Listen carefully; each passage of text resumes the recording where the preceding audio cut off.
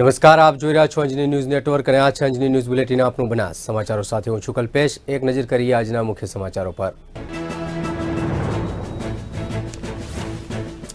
પાલનપુરમાં સરકાર દ્વારા રીસર્વેની કામગીરી હાથ ધરાઈ, ક્ષતિઓ શોધી ભૂલ સુધારવાની કામગીરી ચાલુ। ખેડૂતોનો જમીન માપણીને લઈ અસંતોષ તો કિસાન સંઘના પ્રમુખનું કલેક્ટર કચેરીમાં ઘેરાવ કરવાનું આહવાન, રીસર્વે કરવા ખેડૂતોની માંગ।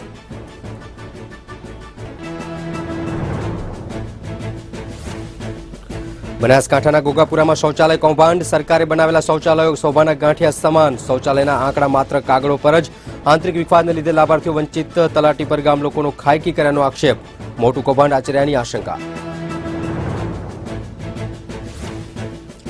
સુઈગામ વિસ્તારમાં શોભી રહ્યું છે શ્રી લુણેશ્વર મહાદેવનું પવિત્ર સ્થાનક। મંદિરની વિશેષતા, ચમત્કારિક કુંડમાંથી અવિરત વહી રહ્યું છે શુદ્ધ પાણી।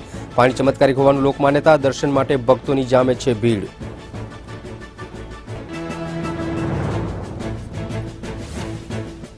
અને ડીસામાં પકોડી બની શકે છે માનવ માટે રોગચાળાનું મૂળ, દૂષિત અને અખાદ્ય પદાર્થોનો વપરાશ કરાતા હોવાનું તંત્રને જાણ થતાં હરકતમાં આવ્યું। પાણીપુરીમાં રિયાલિટી ચેક કરાઈ, પાણીપુરી ખાતા ચેતજો, પડી શકો છો બીમાર।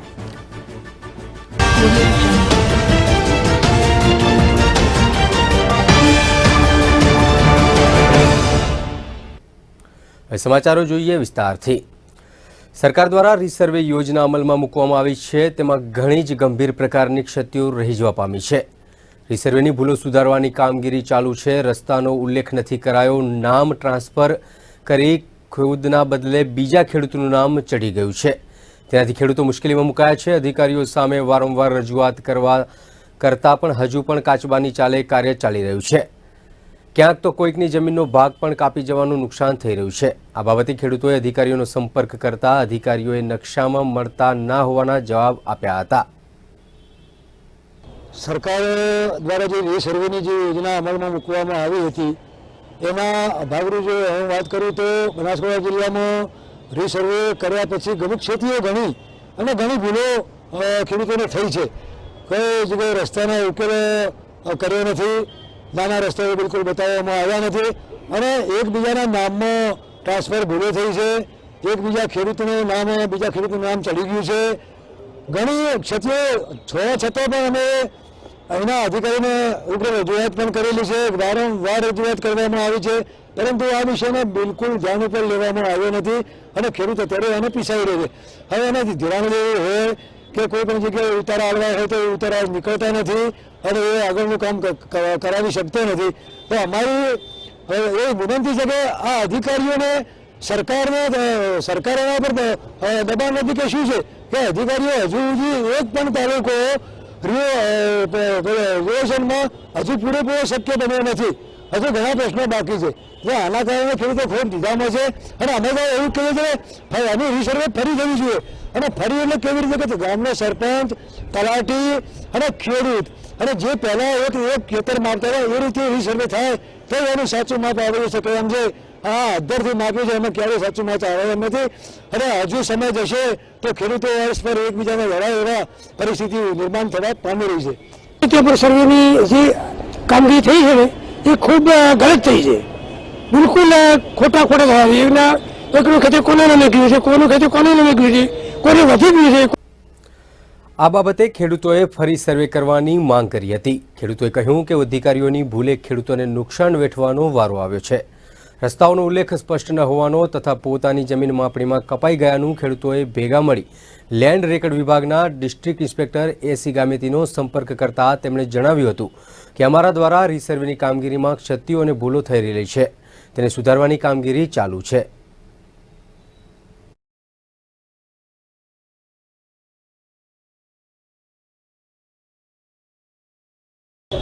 મારું નામ હીરાજી ગણેશાજી માળવે, હાલ ડીસા સર્વે નંબર રાજપૂતનો અમારા પાસે સર્વે નંબર છે 134 પૈકી એને અમે જ્યારે રજૂઆત કરેલી છે, રીસર્વે આવેલો છે અને અમારે રીસર્વે કરીને પાછા ફરીથી અમે જ્યારે ગયા છો ઓફિસમાં ત્યારે સાહેબે જવાબ આપે છે કે હજી તમારો કે કોમ હજી પટ્યું નથી, અમારા નકશા મળતા નથી અને અમારે જે જમીન આગળ ખૂટી છે એ હજી પૂરી થઈ નથી. એટલે અમે હાલ એ માટે અમારે ફરીથી અમારે રજૂઆત કરવી પડે છે.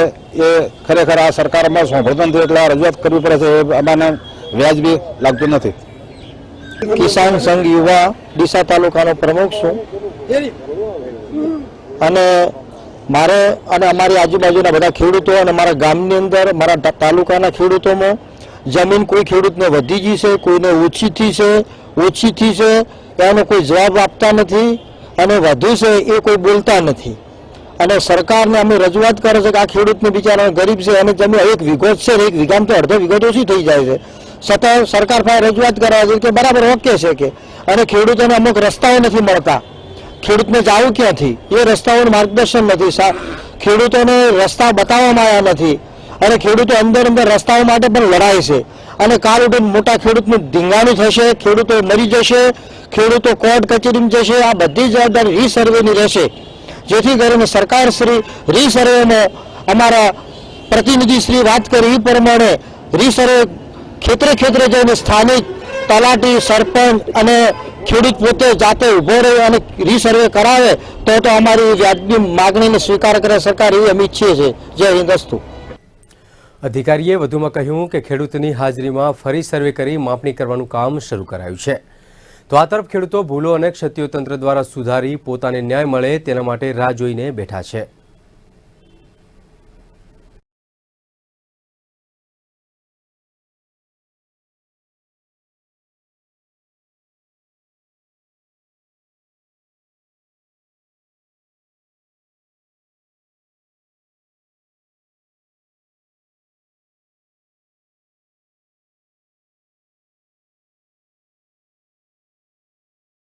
ખાતેદારો ભાઈઓની જે કંઈ પણ અરજીઓ રીસર્વે થયા બાદ જે ક્ષતિઓ થયેલી છે એ ક્ષતિઓ સુધારવા માટેની ખેડૂતોને હાજરીમાં માપણી કરી અને એ ક્ષતિઓ સુધારવાની કામગીરી અત્યારે અમારે ચાલુ છે અને ખેડૂત ભાઈઓને તરત જ એનો ન્યાય મળશે એવી અમારી તૈયારીઓ છે. બનાસકાંઠાના કાંકરેજ તાલુકાના માંડલા ગામે બપોરના સુમારે એક વ્યક્તિ તેના ઘરે પંખો ચાલુ કરી રહ્યો હતો. તે સમય દરમિયાન કરંટ લાગવાથી એકાએક મોત થયું હતું. ત્યારે ઘટના ઘટતા હાહાકાર મચી ગયો હતો. બાદમાં મૃતકની લાશને પીએમ માટે થરા રેફરલ ખાતે લઈ જવાઈ હતી. ગત રોજ બપોરના સુમારે માંડલા ગામે રાજુભાઈ ગણપતભાઈ પરમાર પોતાની નાની દીકરી 7 વર્ષની તેમની સાથે ઘરે હતા. ત્યારે બપોરે 3 વાગે ટેબલ પંખો ચાલુ કરવા જતાં જ એકદમ શોર્ટ લાગતા તે જમીન ઉપર ઢળી પડ્યા હતા. તે સમયે પોતાની નાની દીકરીનો રડવાનો અવાજ સાંભળી બાજુમાં રહેતા પાડોશીને આવતા જ ઘરે જોતા રાજુભાઈનું શોટ લાગવાથી કરુણ મોત નીપજ્યું હતું. તેમની પત્ની વર્ષાબેન શિક્ષિકા હોવાથી માંડલા ફરજ પર ગયા હતા. તેમને આ સમગ્ર ઘટનાની જાણ કરાતા તેમના પર માથે આપ ફાટી પડ્યું હતું અને તાત્કાલિક ઘરે દોડતા થયા હતા. મૃતકની લાશને ખાનગી વાહનમાં થરા રેફરલ ખાતે પીએમ માટે લઈ જવાઈ હતી. થરા રેફરલ હોસ્પિટલમાં લોકોના ટોળા ઉમટ્યા હતા. ત્યારે બનાવને પગલે સમગ્ર માંડલા ગામમાં શોકનો માહોલ છવાઈ ગયો હતો. અમે ઝાંપે બેઠા હતા અને રાજુભાઈ ઘરે હતા. કયા ગામ? માંડલા. હા. તાલુકો કાંકરેજ, જિલ્લો બનાસકાંઠા. અને એના ઘરે એકલા એક નાની બેબી બે હતા અને નાની બેબી રોતી હતી અને છોકરું જોઈએ કાવડું એ દોડીને જોયું તો કે બેબલી કેમ રોવે છે તો એણે જોયું રાજુભાઈને શોટ આવ્યો તો પડ્યા હતા અને અમને જાણ કરી એટલે અમે એને લઈને દવાખાને આવ્યા. વાત કરીએ શૌચાલયના કૌભાંડની તો ડીસા તાલુકાના મુડેઠા ગોગાપુરા ગામ ખાતે શૌચાલય કૌભાંડ આચરાયાનું બહાર આવ્યું છે. ગામમાં શૌચાલય તો બન્યા અને બતાવ્યા પણ માત્ર સરકારી કાગળો પર જ. ગોગાપુર ગામની મહિલાઓને હજુ પણ નથી મળી શૌચાલયની સુવિધા. ભારત સરકાર દ્વારા કરોડો રૂપિયાના ખર્ચે બ્રાન્ડ એમ્બેસેડર અમિતાભ બચ્ચન દ્વારા દરવાજા બંધ કરો નામનું રાષ્ટ્રીય અભિયાન ચલાવવામાં આવ્યું છે તથા પ્રશાસનની પોતાની ગરીબીના ઘરે ઘરે શૌચાલય સુલભ કરવાની મહત્વાકાંક્ષી યોજના કેટલાક અંશે લેભાગુ તત્વો દ્વારા નિષ્ફળ બનાવી છે.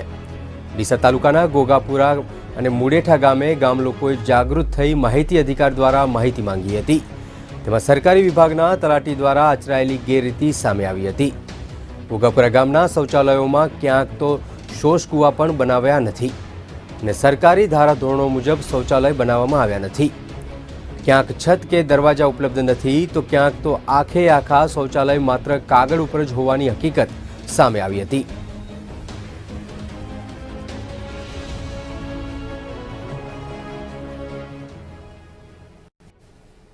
ગોગાપરા બરાબર છે. એટલે શું સંડાસ નથી બની? સંડાસ નથી બન્યું.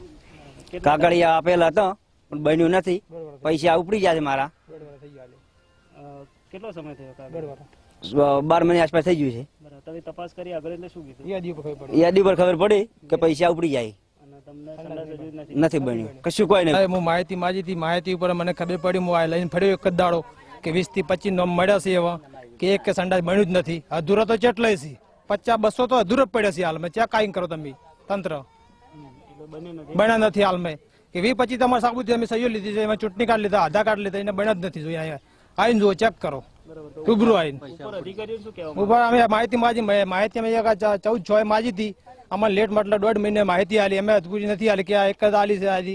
ઠીક છે, આપણે શૌચાલય ની આલી, બીજી હજુ નહીં આલી. આજ દાડો હવે આલી છે આજ તલાટી. તો ઉપર જે અધિકારીઓને તમે શું કહેવા માંગો છો? એ તો અમે તપાસ કરો હાલ.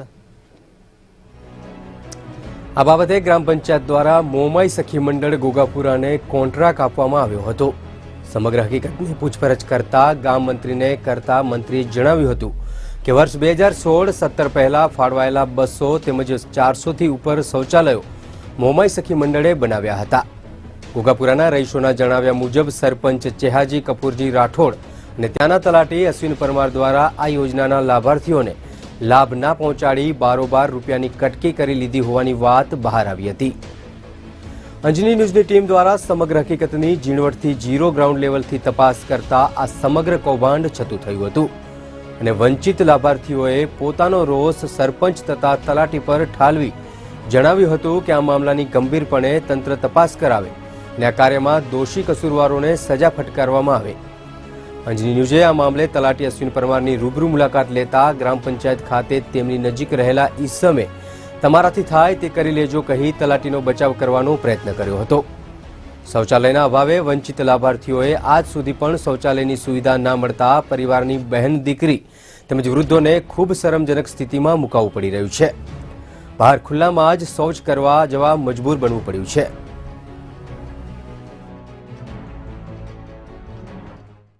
અને 12 મહિના થઈ ગયા. બરાબર. એટલે અધૂરું પડ્યું, પૂરું કર્યું? હા, ના અધૂરું પડ્યું. કને બનાવ્યું તો? એ તો હવે અમે ક્યાં ઓળખા? બરાબર છે. તો સરપંચ જોડે વાત કરી હતી તમે? ના, અમે જ નહીં કરી. અમારા ડોહો બાપડા જતા રહ્યા, કોણ કરે? બરાબર છે. તો હવે શું છે, આ સંડાસ અધૂરું છે એનું શું કહેવા માંગો? સરકારને શું કહેવા માંગો? સરકારને કરાવવું પડે કે અમારે જાણી બહુ ઓછા છે એવું તો સરકારના આ તો પણ બધું ખાઈ ગયા લઈ લઈને પીજા ગામના તારી. હા, ત્યારે ગોગાપુરા ગામના તલાટી આ બાબતે પણ તંત્રને જવાબ આપવા તૈયાર રહે. ગ્રામજનો ઈચ્છી રહ્યા છે કે અંજની ન્યૂઝ આ સમગ્ર હકીકતને વાચા આપી લાભાર્થીઓને લાભ અપાવે. ત્યારે સમગ્ર કૌભાંડની ન્યાયિક તપાસ કરવી જરૂરી બને છે. તલાટીની મિલીભગત હોવાનો આક્ષેપ વંચિત લાભાર્થીઓ કરી રહ્યા હતા તથા સમગ્ર પુરાવા અંજની ન્યૂઝ આગળ રજૂ કર્યા હતા. માટે અંજની ન્યૂઝ સમગ્ર ઘટનાનો પર્દાફાશ કરી સમગ્ર કૌભાંડના કસૂરવારોને સજા થાય તેવું ઈચ્છી રહ્યા છે. તપાસ અધિકારીઓ દ્વારા નિષ્પક્ષ રીતે તપાસ થાય તે જરૂરી છે.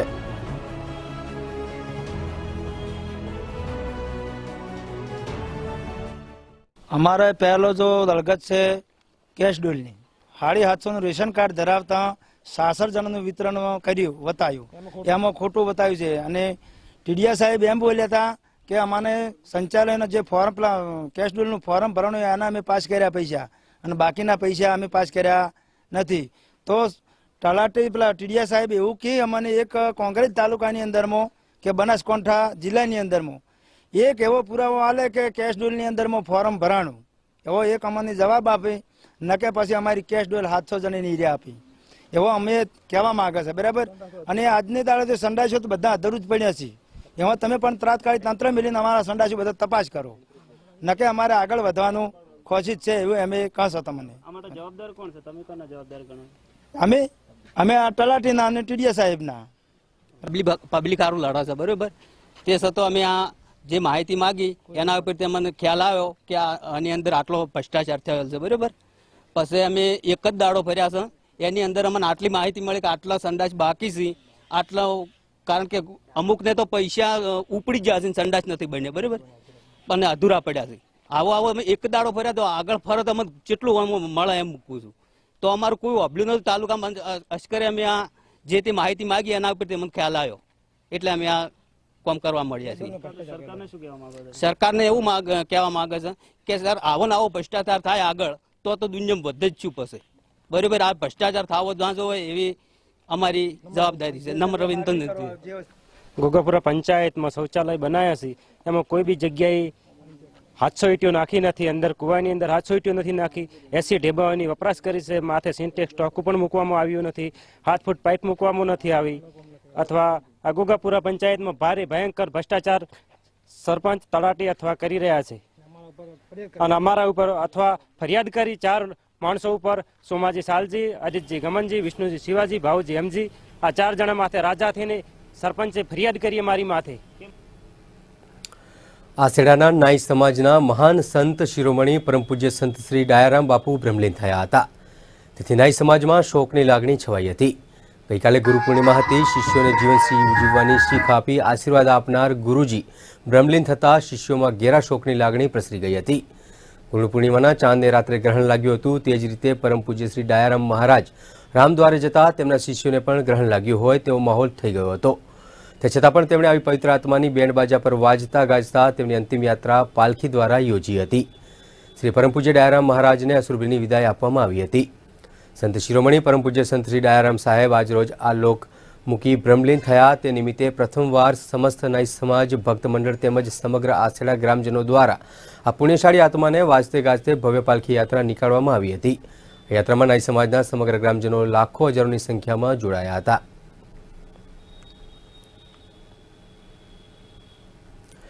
આપણે ત્યાં ઐતિહાસિક કે પૌરાણિક પ્રસંગોમાં ચમત્કાર હોવાના ઘણા પુરાવા સાંભળવા મળ્યા છે. ત્યારે મોટાભાગે ધાર્મિકતાની દ્રષ્ટિએ બનાસકાંઠા જિલ્લાના સુઈગામ તાલુકાના દુદોસણ ગામે પશ્ચિમ દિશામાં કચ્છના નાના રણમાં પાકિસ્તાન બોર્ડર નજીક આવેલા શ્રી લુણેશ્વર મહાદેવના મંદિરની બાજુમાં જ એક કુંડ આવેલો છે, જેમાંથી પાણી અવિરત વહ્યા કરે છે. ત્યાંથી પાણી નીકળી પૂર્વ દિશામાં રણમાં જઈ સમાઈ જાય છે. ત્યારે પૂર્વજોની તર્પણ વિધિ પણ કરવામાં આવે છે. આ કુંડની વિશેષતા એ છે કે ગમે તેવા ઉનાળામાં પણ પાણી ચૂકાતું નથી. જ્યારે ગમે તેટલો વરસાદ હોય કે પૂર આવે તો પણ કુંડ ઓવરફ્લો થતો નથી. ગામના અગ્રણી દાનાજી ચાવડાએ જણાવ્યું હતું કે હજારો વર્ષ પહેલાં પાંડવો જ્યારે વનવાસ ગયા ત્યારે રાતવાસો અહીંયા આ જ સ્થાનકે રોકાયા હતા એવું લોકોનું કહેવું છે. અહીં દર્શનાર્થે અનેક યાત્રિકો આવે છે. તેમના માટે ચા પાણી તેમજ જમવાની અને રહેવાની સેવા સ્થાનિકો દ્વારા પૂરી પાડવામાં આવે છે. અહીંયા દર પૂનમે તથા શ્રાવણ માસના દર સોમવારે મેળો ભરાય છે. એવી લોકવાયકા છે કે આ કુંડનું પાણી સવારના પહોરમાં લઈને પીવાથી નાના બાળકોને ઉધરસ મટી જાય છે. તથા એવી પણ લોકવાયકા છે કે કુંડમાંથી પાણી લઈને ઉછાળવાથી પાણીમાંથી પરપોટા નીકળે તો તેની મનોકામના લુણેશ્વર મહાદેવજી અવશ્ય પૂરી કરે છે. ત્યારે લોકો શ્રદ્ધાપૂર્વક અહીંયા આવી નમન કરી ધન્યતાની અનુભૂતિ કરે છે. ઋષિજી છે આ કુંડનો એવું કહેવામાં આવે છે કે આનું પાણી બારોમાસ ચાલુ જ રહે, જે ગતિથી નીકળે એ ગતિથી જ નીકળે છે, ક્યાંથી આવે એ કોઈને ખબર નહીં. અને આનું પાણી આગળ જાય ત્યાં સૂર્યના કિરણો પડે છે, ત્યાં હમાઈ જાય છે. તો આનું પાણી સવારમાં પશુ પંખી ઉઠ્યા પહેલાં લેવામાં આવે છે. તો એનાથી ખડૂતું અને ઉધરાશ અને ખટોટીઓ આવું બધું મટી જાય છે. આ કંડમાં નાવાથી પણ ખાજ છીલ મટી જાય છે. બહુ પાંડવો વખતનું મંદિર કહેવામાં આવે છે. કિંજલબેન ઠક્કર છે. હું આ ગામની રહેવાસી છું. આ શંકર ભગવાનનું મંદિર હજારો વર્ષ પહેલાંનું છે. તેની શ્રદ્ધા અતૂટ છે. આ ગામની વસ્તી, ચારે બાજુની વસ્તી શ્રદ્ધાપૂર્વક આવે છે. આ જળમાં ક્યારનું વહે છે કોઈને ખબર નથી. હજારો વર્ષ પહેલાંનું આ જળ છે, કુંડ છે. એ ક્યાંથી આવે છે અને ક્યાં જાય છે કોઈને જ ખબર નથી. અને કઈ જગ્યાએ જાય છે એ કોઈ આજ સુધી જાણી શક્યું નથી. અને શ્રદ્ધાળુ ત્યાં કેટલી વસ્તી અહીંયા આવે છે. અને શંકર ભગવાનનું મંદિર પણ હજારો વર્ષ ઘણા સમયથી આ મંદિર આવશે, છેલ્લા 20 વર્ષથી. તો મને આ ભગવાન ઉપર ખૂબ જ શ્રદ્ધા છે. જે આ લિંગ છે હજારો વર્ષ જૂનો છે. અને આ લિંગ છેલ્લા પાંડવો જ્યારે વનવાસથી આવ્યા ત્યારનું છે. એની બાજુમાં તમે જોઈ રહ્યા છો કુંડ છે કે જેનું પાણી છેલ્લા હજારો વર્ષો ચાલી રહ્યું છે. પણ આ પાણી કોઈ દિવસ ઘટ્યું નથી કે વધ્યું નથી. ગમે તેવો વરસાદ હોય, ગમે તેવો ઉનાળો હોય, ગમે તેવું સિઝન હોય, છતાં પણ આ કુંડની કોઈ અસર નથી થતી. અને જેટલું પણ પાણી નીકળે છે ક્યાં જાય છે કોઈને ખબર નથી. બહારથી જ્યારે પૂર્ણિમા હોય ત્યારે પણ ખૂબ લોકો અહીંયા દર્શન માટે આવે છે. અને જ્યારે શ્રાવણ મહિનો ત્યારે સોમવારને પણ ઘણા લોકો અહીંયા દર્શન આવે છે. અને લોકોની બધી મનોકામના પૂર્ણ કરે છે આ દાદો. માટે સૌની દાદો મનોકામના પૂર્ણ કરે એવી ઈચ્છાથી જય લુણેશ્વર. શ્રી શંકર ભગવાનનું મંદિર છે. 4 ગામની જગ્યા છે. 1000 વર્ષ પહેલાંનું મંદિર છે. અમારા વડવાયા અહીં રહેતા અને જૂની પાંડવ વખતનું આ શિવનું મંદિર છે અને જાત્રાળુ બહુ ખૂબ આવે છે અને આ વિધિઓ પણ થાય છે અને અર્પણ વિધિ થાય છે અને કુંડમાંથી સૂર્યના દવાળામાં પાણી પણ જાય છે અને આગળ જાય અને થોડુંક પાણી પણ સમાઈ જાય છે. સમગ્ર રાજ્યમાં 26 જુલાઈથી આગામી 31મી ઓગસ્ટ સુધી મિશન વિદ્યા કાર્યક્રમની ઉજવણી કરવામાં આવી રહી છે. સમગ્ર રાજ્યમાં રાજ્યકક્ષાના અધિકારી અને પદાધિકારી દ્વારા શાળામાં મુલાકાત કરાઈ રહી છે. ત્યારે ડીસા તાલુકાની તમામ શાળામાં વાંચન, લેખન અને ગણન કાર્ય પર ખાસ ભાર મૂકવામાં આવ્યો હતો. મિશન વિદ્યા અંતર્ગત ડીડીઓ ડીસા તાલુકાની 3 શાળાની મુલાકાત કરી હતી, જેમાં વાસડા, રાણપુર, વચલોવાસ કુલ 3 શાળાની મુલાકાત લેવાઈ હતી. શાળામાં બાળકોની વાંચન, લેખન અને ગુણન કૌશલ્યની પણ ચકાસણી કરાઈ હતી. આ કાર્યક્રમમાં ડીસા તાલુકાના TPO Jagrutiben Desai, BRC Alpeshbhai Prajapati, liaison CRC Jerda, Prakashbhai CRC, coordinator Harshadbhai Trivedi અને કલ્પેશભાઈ ત્રિવેદી વગેરે અધિકારી ઉપસ્થિત રહી મિશન વિદ્યા કાર્યક્રમની પ્રવૃત્તિ વિશે બાળકોને જાણકારી આપી હતી.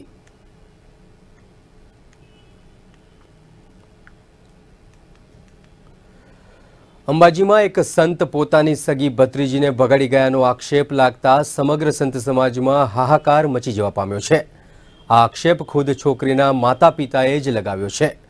યાત્રાધામ અંબાજીમાં ગોપાલ આશ્રમના સંચાલકને સંત તરીકે ઓળખાતા રામ ગોપાલદાસજી મહારાજ, જે છેલ્લા 15 વર્ષથી અંબાજીમાં રહે છે, અને બાલ સંત તરીકે ઓળખાતા રામ ગોપાલદાસજી મહારાજ લોકોની વચ્ચે શ્રી રામ કથાનું વાંચન કરતા હોય છે.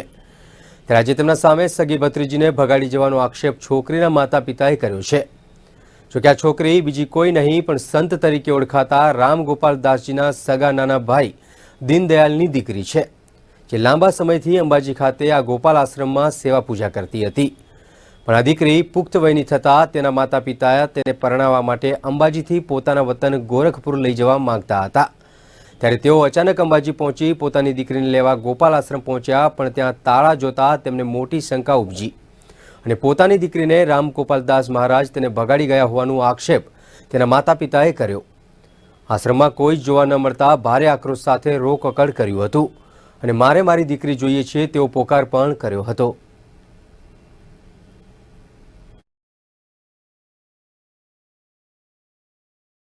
ये हमारे बड़े भाई हैं जिनका नाम राम गोपाल दास जी है.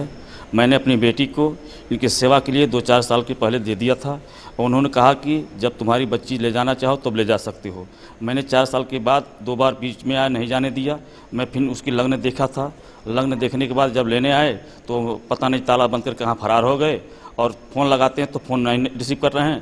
फ़ोन से बात होती है तो गाली करते हैं कि तुम अहमदाबाद आओ, तुमको हम अपनी ताकत तुमको दिखा देंगे. और मैं आप सभी अधिकारियों से निवेदन करता हूं कि मुझे न्याय चाहिए, मेरी बेटी चाहिए, मेरे हाथ बेटी चाहिए, मैं बेटी लेकर जाऊंगा अपने गांव. ये महाराज उनके साथ क्या व्यवहार किए हैं. लड़की बोलती है कि मैं नहीं जाने वाली हूं, चाहे तुम कुछ भी कर डालो. और क्या खिला दिए हैं मोहनी मंत्र. मैं पापा को पहचान नहीं है, न माँ को पहचान नहीं है, न किसी से बात कर रही है. और राम गोपाल दास जी ने अपने साथ उसको कहाँ कहाँ ढूंढा रहे हैं, कहाँ कहाँ लेकर घूम रहे हैं, मुझे पता नहीं. हम आए वहाँ से गोरखपुर से और आश्रम पर देखे बंद था. वो देखे ताला मारा था तो हम बोले कि कहाँ गए महाराज जी, बिना बताए आ गए हम. तो महाराज जी कहाँ हैं, तो महाराज जी नहीं है. तो कहाँ गया महाराज जी, तो अहमदाबाद चले गए महाराज जी. अहमदाबाद चले गए तो वहाँ से पूछे कि महाराज जी और आइए, हमको हमारी बेटी दे दीजिएगा.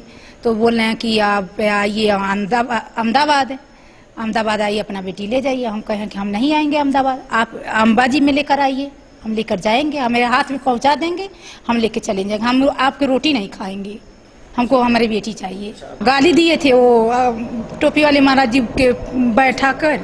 हाँ, वो गाली दिए हैं इसके पापा के, बहुत सी गाली दिए हैं. वो रिकॉर्डिंग में है. हम ले जाएंगे अपने गांव, उसकी शादी करना है. मान लीजिए रहने से नहीं, लालच लगा रहे हैं कि आश्रम में दे देंगे, हम तुमको ये दे देंगे, वो दे देंगे. हमको आश्रम नहीं चाहिए, हमारी बेटी चाहिए. જો કે આ ઘટનાને લઈ પુત્રીની માતાએ ઘટસ્ફોટ કરતા જણાવ્યું હતું કે અમદાવાદમાં રહેતા કોઈ ટોપીવાળા મહારાજે ફોન ઉપર તેમને પોતાની દીકરી અમદાવાદથી લઈ જવા જણાવ્યું હતું અને બીભત્સ ગાળાગાળી કરી ધાક ધમકી પણ આપી હોવાનો આક્ષેપ કરાયો છે.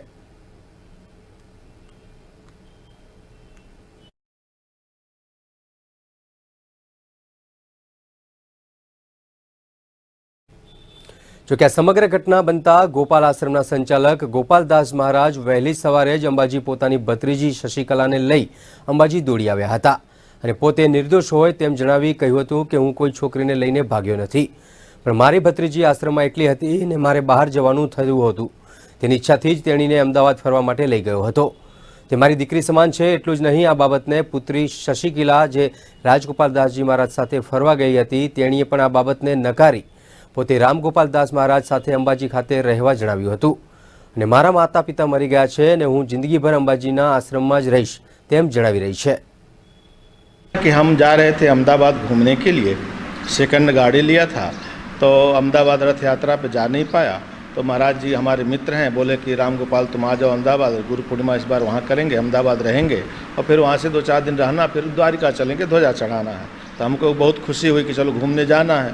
तो हम और ड्राइवर दोनों जा रहे थे तो हमारी जो सगी भतीजी है, हमारे छोटे भाई की बेटी, वो कही महाराज जी आप कहाँ जा रहे हैं? हम कहे घूमने जा रहा हूँ बेटा. तो बोले महाराज कब आएंगे? हमने कहा 8 दिन के बाद आएंगे. तो उसने कहा महाराज जी 8 दिन के बाद आएंगे तो हम यहाँ अकेले बोर हो जाएंगे, हमको भी लेते चलिए तो हम भी द्वारिका और अहमदाबाद घूम लेंगे. तो उसका चेहरा उदास देखा तो हमने उसको साथ में ले लिया, लेकर के अहमदाबाद चले गए. अब वो बिना बताए 30 तारीख के पहले चुपके से आ गए. अब यहाँ आए तो हम सब ऊपर कमरे में ताला लगा दिया, नीचे ताला लगा दिया. अब वो आए तो यहाँ ताला देखे तो उनको ये डाउट हुआ कि हम आए तो महाराज जी हमारी बच्ची को लेकर भाग गए. और भाग गए ऐसा कह के पूरे अंबाजी में गली गली में रोड पर ये गलत प्रचार शुरू कर दिया कि हमारी बेटी को लेकर भाग गए. अब वो बेटी यहाँ पर 5-6 साल से रहती है, मेरी भतीजी है, वो भाग गए ऐसा कह के गलत प्रचार कर दिया. ये सब गलत आक्षेप है. इतने अच्छे संत हैं तो इतना जल्दी गाली गलौज किसी को देते नहीं हैं. बड़े प्यार से, बड़े आदर से, सबको आदर सम्मान से उनको बैठाते हैं, बुलाते हैं. अब वो दीनदयाल जी जो हमारे छोटे भाई है, अब उनके साथ वो भी जानते हैं, लेकिन उनको बोलने का होश नहीं रहा. क्या मालूम दारू पिए थे, कुछ नशे में थे, भगवान जाने. लेकिन वैसा कुछ शब्द बोले होंगे तभी उनके मुख से 2 शब्द उठपटांग निकल गया होगा, बाकी वो ऐसा किसी को बोलते. ये सब बदलाव करने के लिए बापूजी को, हमको बदलाव करने के लिए ऐसा माहौल बनाए हैं. एक ऐसा कोई बात नहीं हमारे बीच में, बापूजी के बीच में, हमारा और हमारे बापूजी के बीच में बस बेटी और बाप की संबंध है. ये सब जान के सब माहौल बना दिए कि बापूजी का बेइज्जती हो. जो कथा किए हैं वो पैसा कमाए हैं, गाड़ी खरीदे हैं, ये सब हवा उड़ा रहे हैं. ऐसा कोई बात नहीं है. नहीं, ये गलत बात है. मुझे लेके भागे नहीं है. मैं बोली कि बापूजी चलिए, मैं कंटाल गई हूँ, चलो अहमदाबाद थोड़ा घूम फिर आए. ये सब 30 तारीख को आने वाले हैं, हम थोड़ा जाएं, घूम फिर आए. मेरा दिमाग एकदम डिस्टर्ब कर दिया 2-3 महीने से, इसलिए मैं बोली उनको. मैं पुलिस स्टेशन में यही एफआईआर की हूँ कि मेरे माँ बाप नहीं है, मेरे भाई बहन नहीं है, सब मर गए हैं. मैं आश्रम पे रहना चाहती हूँ, मैं गाँव नहीं जाना चाहती हूँ. मैं जिंदगी भर यहीं रहूंगी, बापूजी की सेवा करूंगी और हनुमान जी की सेवा. જો કે આ સમગ્ર ઘટનાને લઈને પુત્રી શશિકલાના પિતા દીનદયાલે અંબાજી પોલીસમાં આ બાબતે ફરિયાદ આપતા અંબાજી પોલીસે ગોપાલ આશ્રમના રામગોપાલદાસજી મહારાજની અટકાયત કરી આગળની કાર્યવાહી હાથ ધરી છે. જો કે આ ગોપાલ આશ્રમના સંચાલક અને શ્રી રામકથા કરનાર રામગોપાલદાસજી મહારાજ અનેક સ્થળોએ રામકથાઓ યોજી લોકોને ઉપદેશ આપતા હોય છે અને હમણાં થોડા દિવસ અગાઉ જ અંબાજીમાં પણ વિશાળ રામકથા યોજી હતી. ત્યારે જે આ ઘૃણાસ્પદ બાબત બનતા લોકોમાં આવા સંતો પ્રત્યે આક્રોશ અને ફિટકારની લાગણી પણ જોવા મળી હતી. ગોપાલ આશ્રમ ખાતેના સેવા બજાવતા મહારાજ રામગોપાલ બાપુને ત્યાં તેમના નાના ભાઈની દીકરી છેલ્લા ઘણા સમયથી ત્યાં રહેતી હતી અને આ સમય દરમિયાન દીકરી ઉંમરલાયક થતાં તેના માતા પિતા એટલે કે રામગોપાલદાસજીના નાના ભાઈ તેને તેડવા માટે આવેલા. આ સમયે દીકરીએ પોતાના પિતા સાથે જવાની ના પડતા રામ ગોપાલદાસ સાથે અને તેમના નાના ભાઈ બંને વચ્ચે બોલાચાલી ઝઘડો થયેલો, જેના હિસાબે દીકરીના પિતાએ અરજી આપેલી અહીં અંબાજી પોલીસ સ્ટેશનમાં, જેના આધારે કોઈ સુલેહ શાંતિનો ભંગ ન થાય તે સારું રામ ગોપાલદાસજીનું અટકાયતી પગલાં લેવાની તજવીજ હાથ ધરવામાં આવેલ છે. જેનું નામ સાંભળતા જ મોઢામાં પાણી આવી જાય તેવી પકોડી હાલ રોગચાળાનું મૂળ બની ગઈ છે. વડોદરામાં પકોડી ખાવાથી 2 બાળકોના મોત થતા તંત્ર હરકતમાં આવ્યું છે. ત્યારે બનાસકાંઠામાં પણ પકોડી બનાવતા લોકો કેટલી ચોખ્ખાઈ રાખે છે તે રિયાલિટી ચેક કરતા સડેલા ખાદ્ય પદાર્થો અને ગંદકી જોઈ ખરેખર રોગનું મૂળ પકોડી જ હોઈ શકે તે વાતની પ્રતીતિ થઈ હતી. નાના મોટા સૌના મોઢામાં પાણી લાવી દેતી પકોડી ખરેખર ખાવા લાયક છે કે નહીં તે જાણવા અમે ડીસામાં પકોડી બનાવતા પરિવારોની મુલાકાત લીધી હતી, જેમાં પકોડી બનાવવાની જગ્યા પર ગંદકી જોતા બધાની આંખો ખુલ્લી રહી જાય તેવી જગ્યાએ પકોડી બનાવવામાં આવી રહી છે। ડીસામાં પકોડી મોટે ભાગે પરપ્રાંતીય લોકો બનાવે છે। આવા પરિવારોની જાત તપાસ કરતા દરેક જગ્યાએ ઢોરને ખવડાવવાના સડેલા બટાકા જ જોવા મળ્યા હતા। પરિવારો ભાડાના મકાનોમાં રહેતા હોય સંડાસ બાથરૂમની જગ્યા પાસે જ ગંદકીમાં પકોડીનો માલ સામાન બનાવવો તેમજ મસાલો અને પાણીપુરી માટે વપરાવામાં આવતું પાણી પણ ખુલ્લી ટાંકીનું જેમાં જીવાત પડેલી હોય તેવું વગેરે જોઈને પ્રથમ દ્રષ્ટિએ જ આ પાણીપુરીના કારણે જ રોગચાળો ફેલાય તેવું લાગી રહ્યું છે। બનાસકાંઠા જિલ્લામાં તમામ જગ્યા પર આ રીતે જ પકોડી બનાવવામાં આવે છે, જે બાજુમાં ગંદકી હોવા છતાં લોકો હોંશે હોંશે પકોડી ખાતા હોય છે। ક્યારે જોતા નથી કે આ પકોડી કઈ રીતે બનાવવામાં આવે છે। જ્યારે આજે અમે પકોડીની લારી પાસે જઈ તપાસ કરી તો બાજુમાં જ મોટા ભાગે ગંદકી હતી, છતાં બાળકો પકોડી ખાતા નજરે પડ્યા હતા। તો આ બાબતે જો તંત્ર દ્વારા પકોડી બનાવવાની જગ્યા અને જ્યાં પકોડીની લારીઓ ઊભી રહે છે તેની યોગ્ય તપાસ કરવામાં આવે તો પકોડીથી ફેલાતા રોગચાળાને અટકાવી શકાય।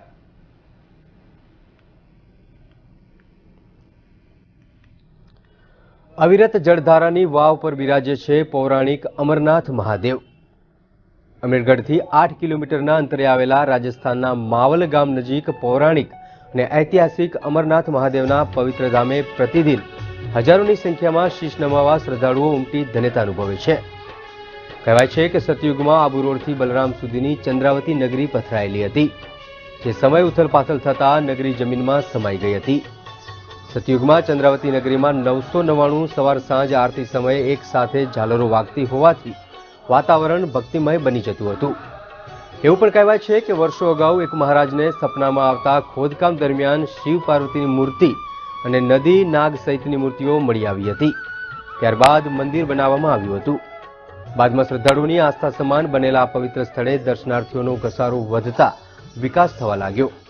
આજે આ પવિત્ર અને ચમત્કારિક ધામે શ્રાવણ માસ દરમિયાન લાખોની સંખ્યામાં શ્રદ્ધાળુઓ ઉમટી દર્શનનો લાહો લઈ ધન્યતા અનુભવે છે। અત્રે उल्लेखनीय है कि केदार बना दिए कि बापूजी का बेइज्जती हो, जो कथा किए हैं वो पैसा कमाए हैं, गाड़ी खरीदे हैं, ये सब हवा उड़ा रहे हैं। ऐसा कोई बात नहीं है, नहीं ये गलत बात है। मुझे लेके भागे नहीं है। मैं बोली कि बापूजी चलिए, मैं कंटाल गई हूँ, चलो अहमदाबाद थोड़ा घूम फिर आए। ये सब 30 तारीख को आने वाले हैं, हम थोड़ा जाएं घूम फिर आए। मेरा दिमाग एकदम डिस्टर्ब कर दिया 2-3 महीने से, इसलिए मैं बोली उनको। मैं पुलिस स्टेशन में यही एफआईआर की हूँ कि मेरे माँ बाप नहीं है, मेरे भाई बहन नहीं है, सब मर गए हैं। मैं आश्रम पे रहना चाहती हूँ, मैं गाँव नहीं जाना चाहती हूँ। मैं जिंदगी भर यहीं रहूंगी, बापूजी की सेवा करूंगी और हनुमान जी की सेवा। જો કે આ સમગ્ર ઘટનાને લઈને પુત્રી શશિકલાના પિતા દીનદયાલે અંબાજી પોલીસમાં આ બાબતે ફરિયાદ આપતા અંબાજી પોલીસે ગોપાલ આશ્રમના રામગોપાલદાસજી મહારાજની અટકાયત કરી આગળની કાર્યવાહી હાથ ધરી છે। જો કે આ ગોપાલ આશ્રમના સંચાલક અને શ્રી રામકથા કરનાર રામગોપાલદાસજી મહારાજ અનેક સ્થળોએ રામકથાઓ યોજી લોકોને ઉપદેશ આપતા હોય છે અને હમણાં થોડા દિવસ અગાઉ જ અંબાજીમાં પણ વિશાળ રામકથા યોજી હતી। ત્યારે જે આ ઘૃણાસ્પદ બાબત બનતા લોકોમાં આવા સંતો પ્રત્યે આક્રોશ અને ફિટકારની લાગણી પણ જોવા મળી હતી। ગોપાલ આશ્રમ ખાતેના સેવા બજાવતા મહારાજ રામગોપાલ બાપુને ત્યાં તેમના નાના ભાઈની દીકરી છેલ્લા ઘણા સમયથી ત્યાં રહેતી હતી અને આ સમય દરમિયાન દીકરી ઉંમરલાયક થતાં તેના માતા પિતા એટલે કે રામગોપાલદાસજીના નાના ભાઈ તેને તેડવા માટે આવેલા। આ સમયે દીકરીએ પોતાના પિતા સાથે જવાની ના પડતા રામગોપાલદાસ સાથે અને તેમના નાના ભાઈ બંને વચ્ચે બોલાચાલી ઝઘડો થયેલો, જેના હિસાબે દીકરીના પિતાએ અરજી આપેલી અહીં અંબાજી પોલીસ સ્ટેશનમાં, જેના આધારે કોઈ સુલેહ શાંતિનો ભંગ ન થાય તે સારું રામગોપાલદાસજીનું અટકાયતી પગલાં લેવાની તજવીજ હાથ ધરવામાં આવે છે। જેનું નામ સાંભળતા જ મોઢામાં પાણી આવી જાય તેવી પકોડી હાલ રોગચાળાનું મૂળ બની ગઈ છે। વડોદરામાં પકોડી ખાવાથી 2 બાળકોના મોત થતા તંત્ર હરકતમાં આવ્યું છે। ત્યારે બનાસકાંઠામાં પણ પકોડી બનાવતા લોકો કેટલી ચોખ્ખાઈ રાખે છે તે રિયાલિટી ચેક કરતા સડેલા ખાદ્ય પદાર્થો અને ગંદકી જોઈ ખરેખર રોગનું મૂળ પકોડી જ હોઈ શકે તે વાતની પ્રતીતિ થઈ હતી। નાના મોટા સૌના મોઢામાં પાણી લાવી દેતી પકોડી ખરેખર ખાવા લાયક છે કે નહીં તે જાણવા અમે ડીસામાં પકોડી બનાવતા પરિવારોની મુલાકાત લીધી હતી, જેમાં પકોડી બનાવવાની જગ્યા પર ગંદકી જોતા બધાની આંખો ખુલ્લી રહી જાય તેવી જગ્યાએ પકોડી બનાવવામાં આવી રહી છે. ડીસામાં પકોડી મોટે ભાગે પરપ્રાંતીય લોકો બનાવે છે. આવા પરિવારોની જાત તપાસ કરતા દરેક જગ્યાએ ઢોરને ખવડાવવાના સડેલા બટાકા જ જોવા મળ્યા હતા. પરિવારો ભાડાના મકાનોમાં રહેતા હોય સંડાસ બાથરૂમની જગ્યા પાસે જ ગંદકીમાં પકોડીનો માલ સામાન બનાવવો તેમજ મસાલો અને પાણીપુરી માટે વાપરવામાં આવતું પાણી પણ ખુલ્લી ટાંકીનું જેમાં જીવાત પડેલી હોય તેવું વગેરે જોઈને પ્રથમ દ્રષ્ટિએ જ આ પાણીપુરીના કારણે જ રોગચાળો ફેલાય તેવું લાગી રહ્યું છે. બનાસકાંઠા જિલ્લામાં તમામ જગ્યા પર આ રીતે જ પકોડી બનાવવામાં આવે છે. જે બાજુમાં ગંદકી હોવા છતાં લોકો હોંશે હોંશે પકોડી ખાતા હોય છે. ક્યારે જોતા નથી કે આ પકોડી કઈ રીતે બનાવવામાં આવે છે. જ્યારે આજે અમે પકોડીની લારી પાસે જઈ તપાસ કરી તો બાજુમાં જ મોટા ભાગે ગંદકી હતી, છતાં બાળકો પકોડી ખાતા નજરે પડ્યા હતા. તો આ બાબતે જો તંત્ર દ્વારા પકોડી બનાવવાની જગ્યા અને જ્યાં પકોડીની લારીઓ ઊભી રહે છે તેની યોગ્ય તપાસ કરવામાં આવે તો પકોડીથી ફેલાતા રોગચાળાને અટકાવી શકાય.